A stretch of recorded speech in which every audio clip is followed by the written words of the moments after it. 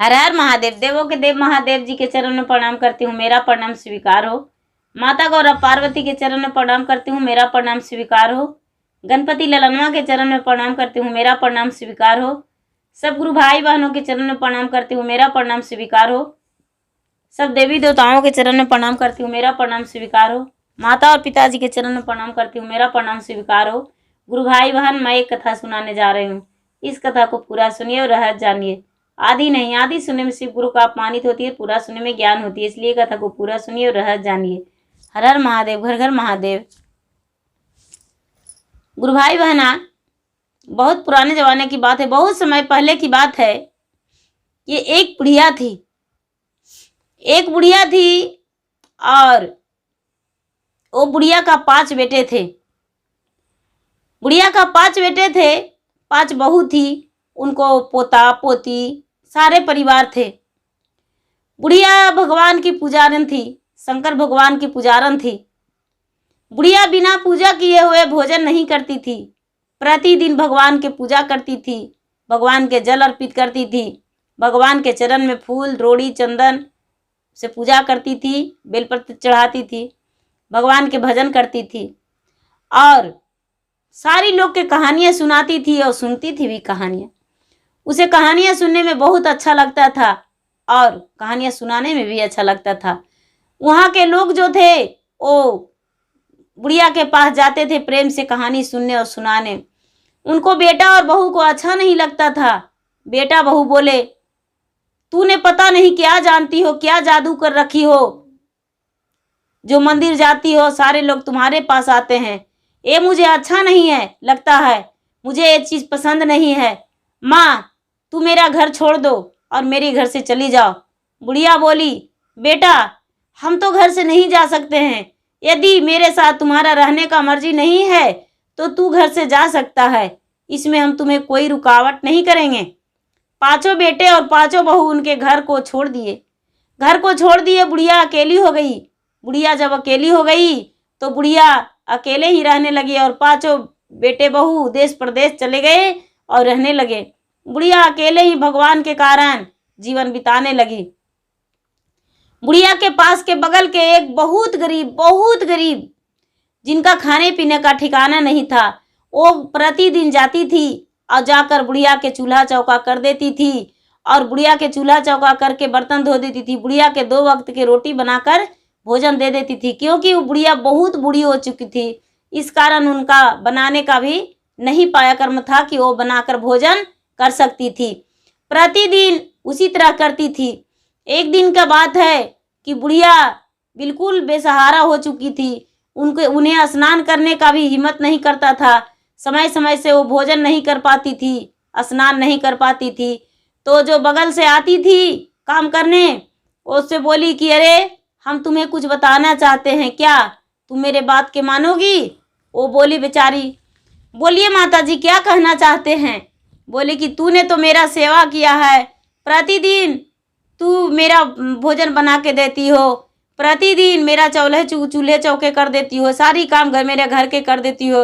अपनी माँ की तरह रे, बदले में हम तुम्हारे बच्चे का 2 रोटी दे देते हैं, लेकिन आज हम तुम्हें कुछ कहना चाहते हैं। बोली माँ जी आप हंस के कहिए, खुश होकर कहिए, हम आपको बात को स्वीकार कर लेंगे। बुढ़िया कहती है, मेरे पास भोले दानी हैं और मैया पार्वती हैं, क्या उसको तू पूजा कर सकती हो? प्रतिदिन भोग लगा सकती हो? सारा काम तो तू कर देती हो, लेकिन वो काम तुम्हारे बदले में कौन करेगा?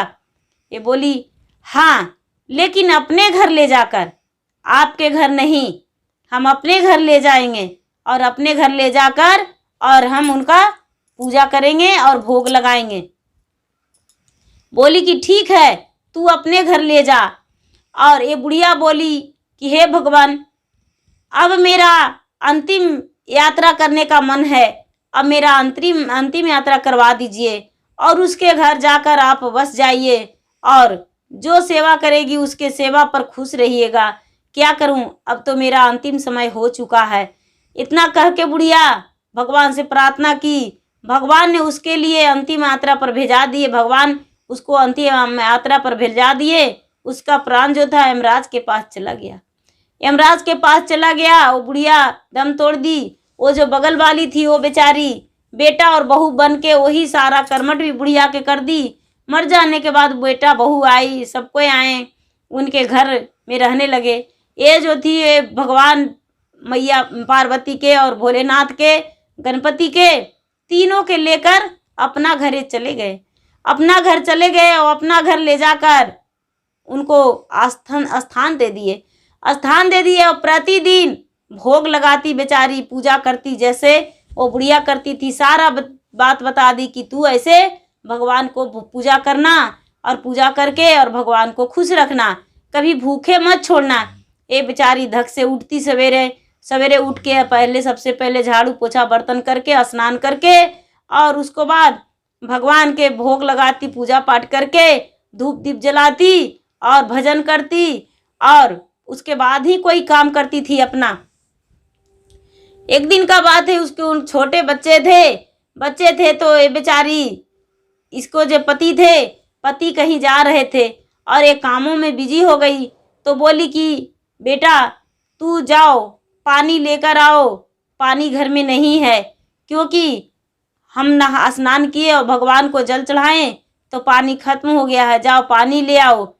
तो ये बच्चा बोला, माँ पानी तो लाने मुझे कह रही हो कि कोई चीज़ बनाती हो तो भगवान के पहले भोग लगाती हो और पानी मुझे लाने कह रही हो। भगवान जी जाएंगे तुम्हारा पानी लाने को लिए, हम नहीं जाएंगे। ये माँ बोली, बेटा ऐसे नहीं कहते, भगवान जी पानी नहीं लाते हैं, भगवान तो खुद अपने स्थान पे बैठे रहते हैं। इतना कहकर और माँ उसको काम में चली गई।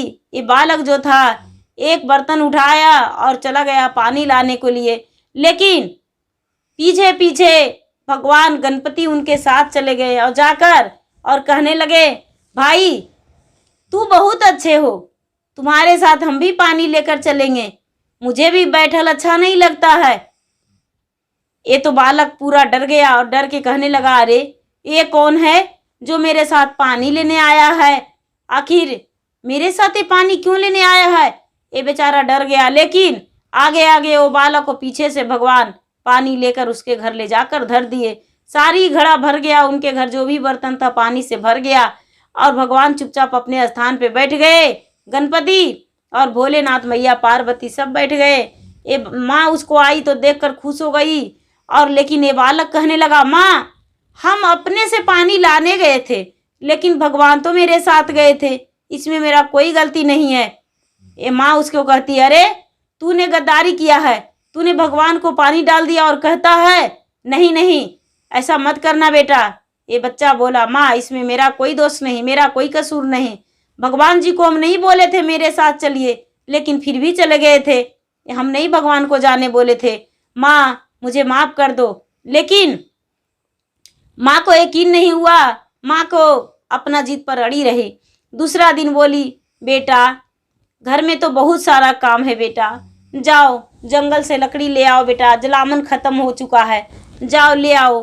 बेचारा चला गया लकड़ी लाने को लिए, लेकिन जंगल में अब उसी बहाने मैया पार्वती और भोलेनाथ दोनों कहने लगे और गणपति कि अरे बालक तो जा ही रहा है, ये बालक अकेला है, कभी जंगल गया है नहीं, यदि इसको कुछ हो जाएगा तो ये बेचारी रोते बिलटते रह जाएगी। चलिए हम भी लोग भी चलते हैं, जंगल में भी घूम लेंगे, सैर भी कर लेंगे और वे बालक का लकड़ी भी हो जाएगा।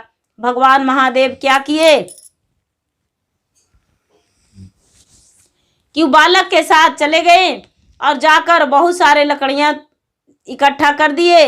ये बच्चा जो था बच्चा बांध लिया, थोड़ी सी लकड़ियां गणपति और थोड़ी सी लकड़ियां ये बच्चा बांध कर ले लिए और लेकर वहां से चल दिए। महादेव और शंकर जी आगे आगे, पीछे से दोनों बालक घर पहुंच गए। घर पहुंच गए, लकड़िया का बोझ पटक दिए और लकड़िया का बोझ पटक कर वो अंदर गए। जब अंदर गए तो माँ पहले आ चुकी थी तो देखती है कि भगवान तो अपना सिंहासन पे बैठे हुए नहीं थे, अपना स्थान पे कोई भगवान नहीं थे। ये माँ चौंक कर कहने लगी, अरे मेरे भगवान जी कहाँ गए। तो लकड़ी का बोझ पटकते हुए आगे आगे महादेव और पीछे से मैया पार्वती और उसके पीछे दोनों बच्चे। ये बेचारी सोचने लगी कि अरे ये तो सचमुच में भगवान मेरे काम कर रहे हैं, ये कैसे हो सकता है। भगवान के चरण में गिर गई और कहने लगी कि हे भगवान, हे भोलेनाथ, मेरा बच्चा नादान है, मेरे बच्चे को आप दुख मान लिए बातों से, ऐसा मत कीजिए महाराज, मेरे घर में आप भगवान हैं और स्वयं काम करने आते हैं। ये बोले भगवान, अरे मूर्ख पगली, तू नहीं जानती हो, ये जो बालक है वो सच्चे हृदय के है, सच्चे दिल के है।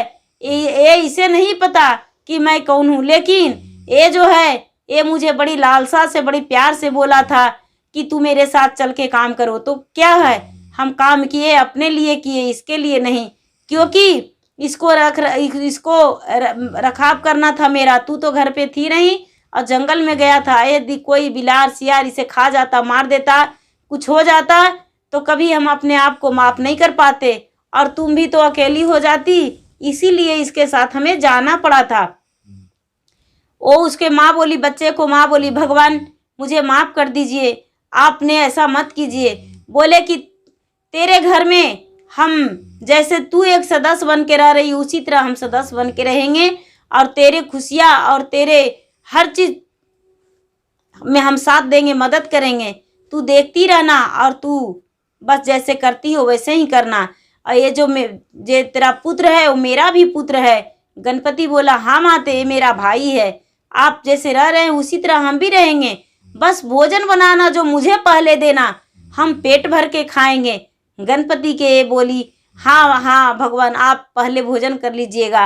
और जब कोई काम पड़ता तो थोड़ी सी ये बालक कहता, हे भगवान मेरे मदद कीजिए, तो गणपति वहाँ पर सहायता हो जाते थे और गणपति स्वयं उनको मदद कर, बालक को मदद करके और उनको कष्ट से दूर कर देते थे और उनका कोई काम में मदद कर दिया करते थे। भगवान अपने गणपति और शंकर महाराज दोनों सहायता होकर और उनकी काम में मदद करते थे। कोई भी काम में उनका मुश्किल का भी मुश्किल नहीं, उनको बहुत साधारण हो जाता था और साधारण से ही काम उनको निपट जाता था। गुरु भाई बहना, मेरा वीडियो अच्छा लगे तो इसे लाइक कीजिए, शेयर कीजिए, सब्सक्राइब कीजिए। धन्यवाद। हर हर महादेव, घर घर महादेव।